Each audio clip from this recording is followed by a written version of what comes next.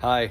So today I'm working on my 72 Chevy Suburban, and I'm fixing something that has bothered me for years of every older Chevy I've ever owned, and that is the brake pedal is so much higher than the gas pedal.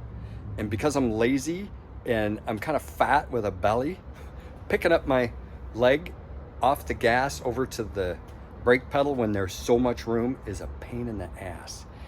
So I adjusted it, but there's a couple little tips that might help you out. So let me show you. So now this is adjusted down. So it's still higher than the gas, but not by much. So this makes it so much easier. Just take your foot, put it up here, stop.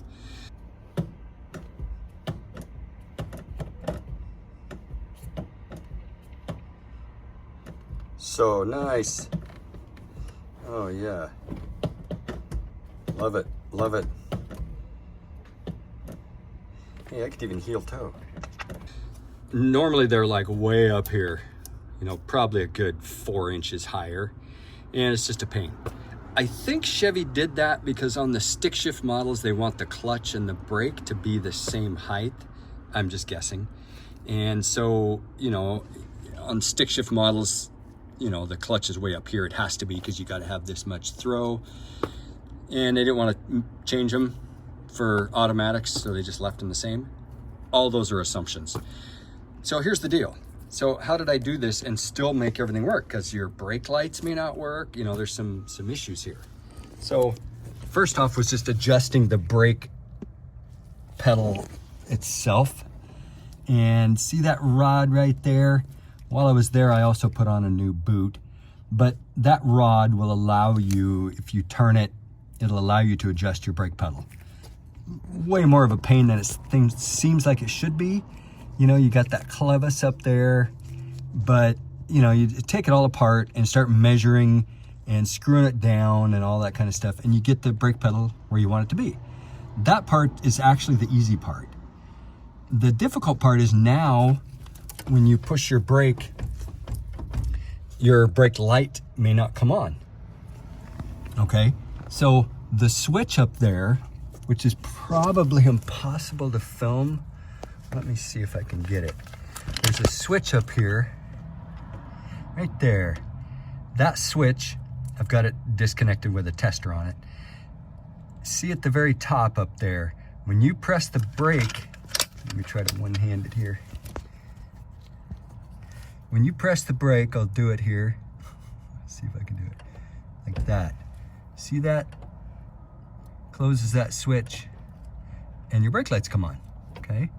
Well, if you've moved your brake pedal a lot, you gotta adjust that switch quite a bit. And that's a pain in the ass, but still, you get up in there, screw that switch to where now, you know, just a little bit of movement and it adjusts your brake, turns on your brake lights. And I verified that with my tester here. This is how I adjusted it. If I put it on there, right there, the brake lights won't come on, and then I'll depress the brake just a little. There we go, see? So I know you can't see that, but you know, I press it just a little bit, boom, brake lights come on. Okay, so, but the next thing is now, you've moved it so much that now, normally, dang it, I'm trying to find the little bumper. Right here, there's bumpers that go in here. This is for the clutch, what this truck didn't have, but over here was a bumper. And that's where the brake pedal comes up and hits right there, and that's where it rests. So when you let off the brake, it comes back on its own with the spring and doesn't hit metal to metal. It's got a little bumper. Well, now you've moved it by that much, right? That's quite a bit. So to make a stop, I jimmy rigged this thing up that turned out really nice. A cage nut with jam nuts on both sides, so it's solid as can be, and a little bumper on it, so when it comes back up, you know, it doesn't clang and metal to metal. It's nice. And this lets me adjust it too. I can adjust the brake pedal down, you know, not a bunch at this point, but just a little bit to fine tune the brake lights coming on. And the brake lights coming on, it's important because you don't want them coming on. You don't want to have to stomp it halfway down before the brake lights come on.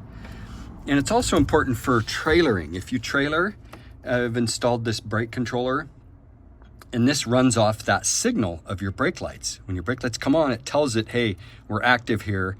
And then there's a, I think it's called an accelerometer in here that then applies the brakes. So that signal needs to show up like immediately when you touch on the brakes.